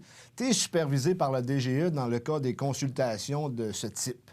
Donc, Loi Blanche a sorti cet article-là, mais oui. nous, on l'a pas. Nous, on l'a pas sorti. De sorte que s'il y a des gens qui étaient contre le projet, qui voulaient aller voter... et qui ont lu l'article en question et qui se sont dit « ben ça sert à rien de les voter, les dés sont pipés d'avance », peut-être que c'est avec ça que le camp du non a échappé. Aurait pu échapper. C'est ça, je l'ai dit au conditionnel. Aurait pu échapper la balle au bon parce que on a eu 879 signatures et s'en prenait 947. Faites le calcul, il n'en manquait pas beaucoup. Donc, hier soir, à 19h, c'était la fermeture des portes. Oui, mais ça a pris un peu plus de temps parce qu'on a fermé les portes à 19h. Il y avait du monde à l'intérieur? À l'intérieur, oui, mais il n'y avait pas foule en passant. Ce que je tiens à souligner ce matin, c'est que j'ai été vers 15h30 hier, 15h30, tu es allé 2-3 fois pour voir ce qui se passait. Le matin, il y avait du monde. Quand j'y retourné l'après-midi, il n'y avait pas de monde. Ça a donné qu'il n'y avait pas de personne. J'y retourné une autre fois le soir, c'était plus tranquille, mais vers 6h30, ça s'est mis à se remplir quand même rapidement. Il y avait environ, au plus gros de la soirée, peut-être une vingtaine de personnes en bas, pas loin, et on faisait monter les gens tour à tour pour qu'ils puissent aller signer, et ça se faisait très bien. Mais la Ville a quand même échappé belle, parce qu'il n'en manquait pas beaucoup. Mais là, le maire Langevin a remporté son pari et peut aller de l'avant avec son projet de pavillon multifonctionnel de place d'immigration, parce que le référendum n'est pas nécessaire, parce qu'on n'a pas atteint le nombre de signatures requises. Et là, ce qu'on a décidé, c'est de laisser tomber la poussière. Oui. Parce qu'il y a eu, je vous dirais, j'entendais hier, j'écoutais des nouvelles sur TVA hier soir, puis on mentionnait que la mairesse de Montréal, également Nathalie Roy, qui est ministre de la Culture, qui reçoit des messages haineux. Tout à fait. Moi, j'ai lu, je vous dirais, des choses hier sur notre page Facebook là, par rapport à la nouvelle que je vous ai sortie. C'est assez dur de voir ces commentaires-là qui se rapportent à des gens de la place. Là. Alors, je pense que maintenant, on doit laisser retomber la poussière puis attendre la suite des événements. Mais ce qu'on a compris hier dans le communiqué de presse, parce qu'il y a un communiqué de presse qui a été émis, c'est que le conseil municipal devrait aller de l'avant, mais on laisse aller jusqu'au 20 janvier là, avant de reprendre les... Oui, on va laisser un peu pense tomber que ça la va faire du bien poussière. à tout le monde. Tout à fait. Mais en même temps, tu sais qu'il y a des gens qui disaient que s'il y avait eu 2 bureaux en partant, peut-être qu'il y aurait des gens qui n'auraient pas retourné de bord, parce que vers 18h30, moi, j'ai vu 2 personnes retourner de bord. Mais en même temps, si tu voulais vraiment voter, tu aurais peut-être patienté pour voter. Mais Et toujours les gens... est-il que la Ville a suivi les règles de l'art en ce qui concerne les consultations populaires, notamment en ce qui nous concerne là, c'est-à-dire une tenue de registre. OK. Vous rappelez que demain, c'est la chronique Les Trouvailles du prof et on reçoit Marie-Ève Proulx, la députée et ministre. Et également, vous mentionnez qu'il y a clinique de sang à l'école secondaire Louis-Jacques Cazot, lundi le 23 décembre de 14h à 20h. Ça complète. Bonne journée. À demain. Le dépanneur Ginard de Saint-Jean-Port-Joli, c'est un grand dépanneur avec une immense variété de produits répondant à tous les besoins. Toujours à l'écoute de ses clients, l'équipe du dépanneur Ginard désire vous remercier pour le succès de ces 5 dernières années passées avec vous. Le dépanneur Ginard, station de service Shell, route de l'église, Saint-Jean-Port-Joli. En cette période de réjouissance, le personnel et la direction de la résidence Manoir Saint-Louis désirent vous souhaiter un joyeux temps des fêtes. Que cette nouvelle année soit remplie de joie, de santé et de bonheur. La résidence Manoir Saint-Louis, 67 Saint-Jean-Baptiste-Ouest, Montmagny, 248-0071. L'émission Bonjour Côte-du-Sud, une présentation de la pharmacie Uniprix des Galeries Montmagny. Service professionnel, grand éventail de produits, grande marque de cosmétiques, service de livraison. Uniprix aux Galeries Montmagny, 101 boulevard Taché-Ouest, 88-248-8191.